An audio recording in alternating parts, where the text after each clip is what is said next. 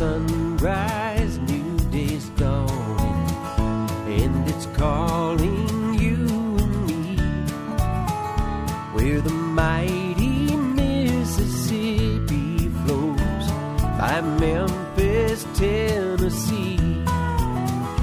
We've got woodlands, fields, and water.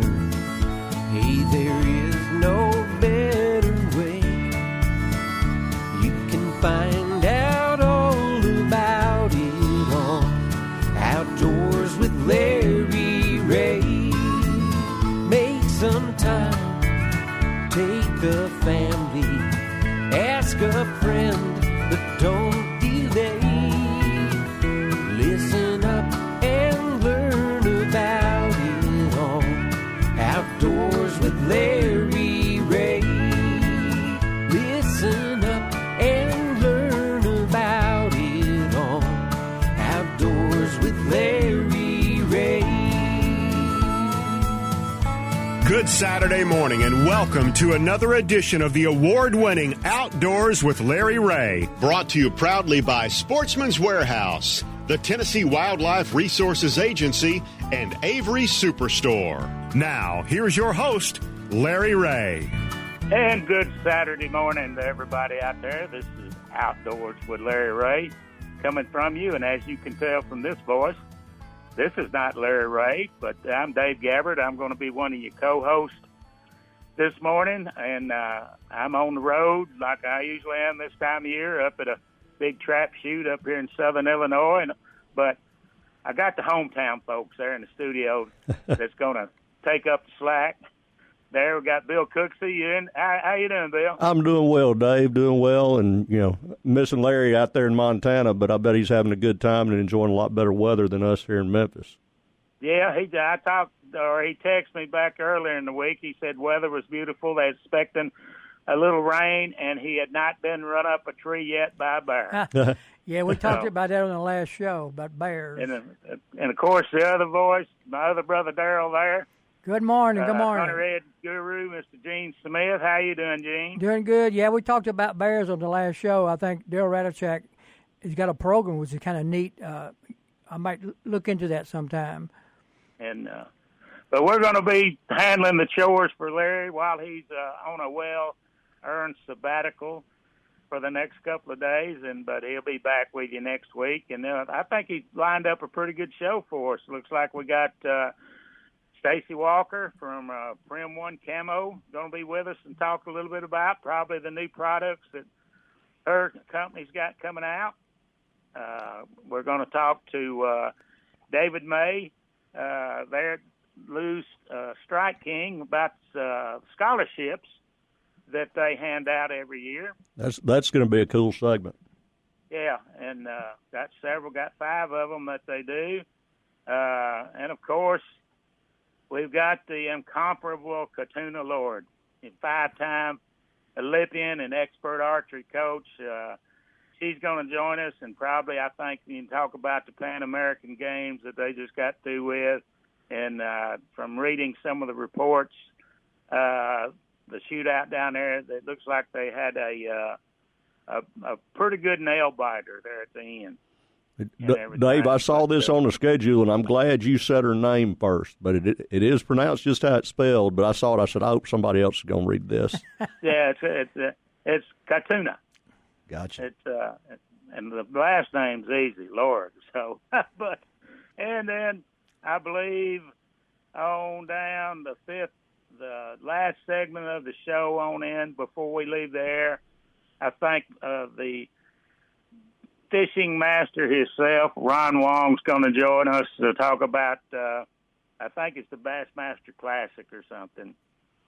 But a boy from Bethel just won the Bass College Championship and is going to be at the Classic competing. So that's a pretty exciting deal. Bethel, of course, has that great program, on a national basis. They're always at the top of they're kind of like the Alabama football of college bass fishing. Exactly right. And they beat Alabama's bass team and Auburn's bass team and all the other bass teams. So, if somebody would have told me when I was fixing to go to college, hey, we'll put you through college, shooting clay targets or bass fishing or whatever. We go, man.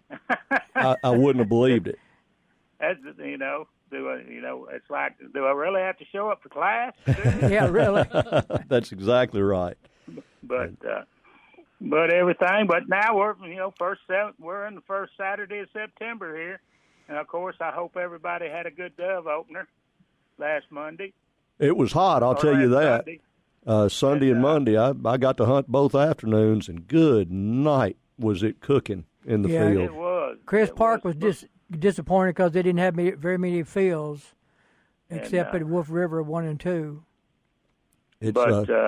I think the weather really hurt a lot of getting a lot of dove fields planted and in, and even like a lot of years that the sunflowers don't get in, you can at least come back and top sow some wheat in early August. But this year, because all that rain in August, if you got your wheat in, you have a really pretty food plot, right? Not a dove field. So, and I knew some guys up my way that waited to probably to the last week of August before they even put a disc on the ground, and started preparing food plots because of that. They didn't want it to get a rain on it and sprout the wheat.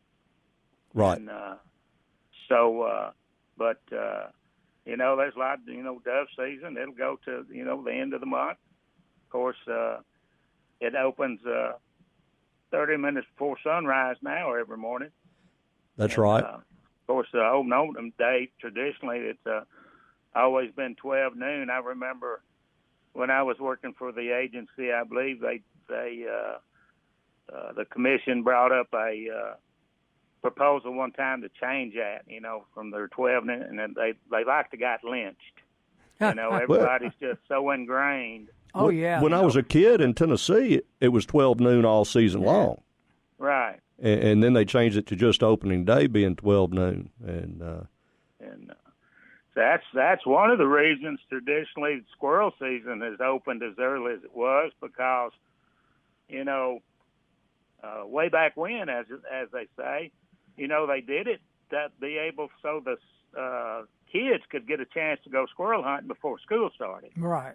And so now, with school, I know some schools starting, first day of August. Right.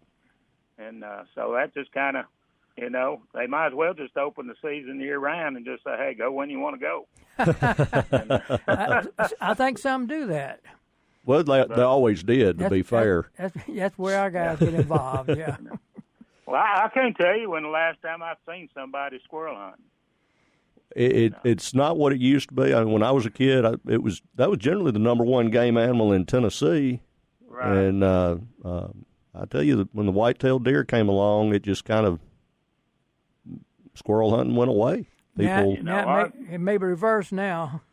Right. As they say, I used to have kinfolk that had some real good, squirrel dogs, and our biggest hope was that the leaves were off the tree by Thanksgiving. Right. Mm-hmm. Because we always got together on Thanksgiving morning and had a big squirrel hunt with the dogs, and we wanted all the leaves off the trees.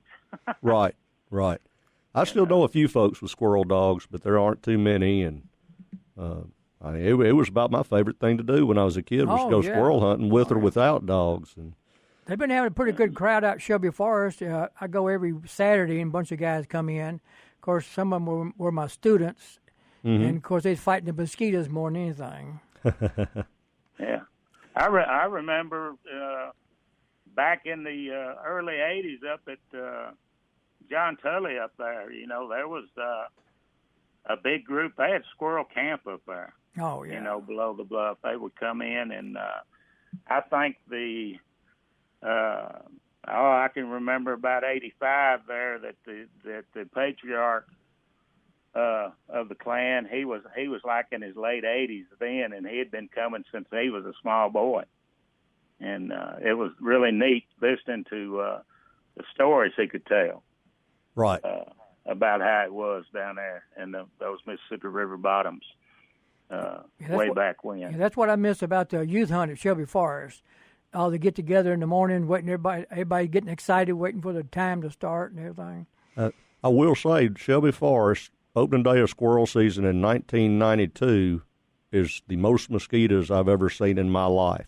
I had a fox squirrel cutting a hickory 15 yards in front of me, and I'm sitting there watching him, and I couldn't hear him for the mosquitoes. You know, I'm like, good grief, I've got to be able to hear that. And I was young and had good hearing. Yeah. And, you know, now I wouldn't be surprised if I couldn't hear him. Before we wind down this segment, I wanted to remind folks last week, and I should have told Larry so they could have talked about it, you know, on the previous show, but something that I think was important occurred, and most sportsmen don't know about it. It was National Wildlife Day on Wednesday of this past week. It sure was. And Right. you know, that's it's not necessarily a day that was set up for sportsmen. It's set up for everyone in the country Right. to get out and appreciate wildlife and that sort of thing. But that's one of the things sportsmen ought to keep up with. We're closer to them than anyone, and every day we ought to be thinking about wildlife and making that a priority. Exactly. Right, and I'm a true believer. Yeah, if you really enjoy the outdoors and really like the outdoors, you need to keep abreast in what's going on. Because I was just reading, this week there that California out there, the first state, they just passed a ban on all recreational trapping and selling of furs. Right. So that means, even it exempts the trapping part from like people working animal damage control, and pest control. But I believe the part about selling the fur still applies to them. So we're going to need to pay some bills, and then we're going to come back and talk about camo. Okay, that sounds really good. So everybody, come back and join us. Get up, go get you another cup of coffee, and we'll come on back and join us for the next exciting, fun-filled segment of Outdoors with Larry Ray.